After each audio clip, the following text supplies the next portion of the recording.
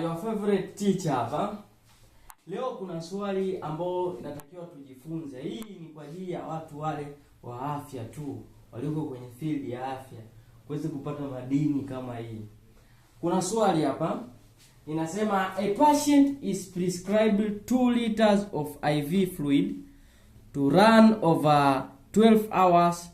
The giving set has a drop factor of 15 gram per ml.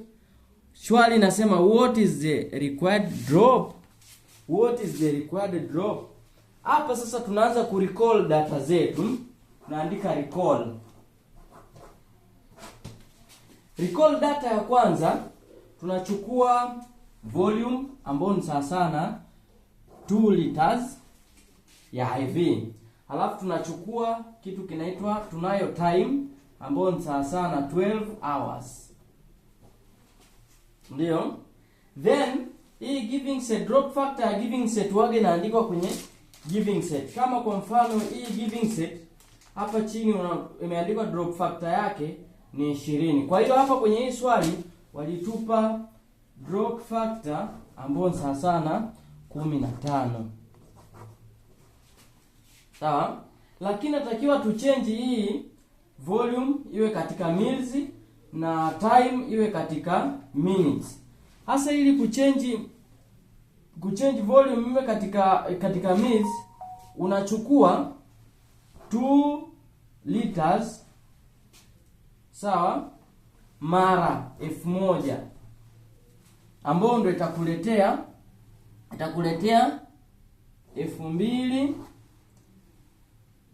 2000 mils ambao ndio tunaihitaji. Alafu kingine unachukua time. Unachukua 12 hours unazidisha na 60 minutes. Sawa? Kwa hiyo jibu utayopata hapa 720 kitu kama hicho. Sasa hapa tunachukua kanuni ambayo inasema drop rate ni sawa na volume all over time times drop factor ambayo ilikuwa 15. Drop factor hii ni constant ya giving set ulionayo. Kwa drop rate ni sawa na 2000 gawa kwa 120 ambayo ulipata huku zidisha kwa 15. Sawa? Kwa hiyo jibu ambayo itapatikana hapa, example drop factor ni sawa na sema 20 gram per drop per mils.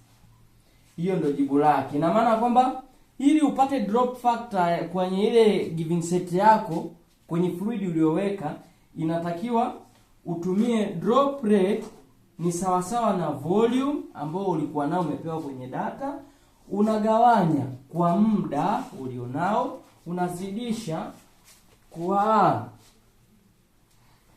drop factor ambayo ilikuwa ni 15 ya cannula ambayo ulionayo. Paka hapo utakuwa umejua hii inatakiwa mimi hii ring lactate DNS yangu iende katika droplet ngapi. Na hisi watu wa afya mpaka hapo mmeweza kunielewa. Your favorite boy Kevin hapa. Kwa tutaweza kupeana madini mbalimbali kuhusu maswali mbalimbali ili tuweze kufika mbali. Asanteni.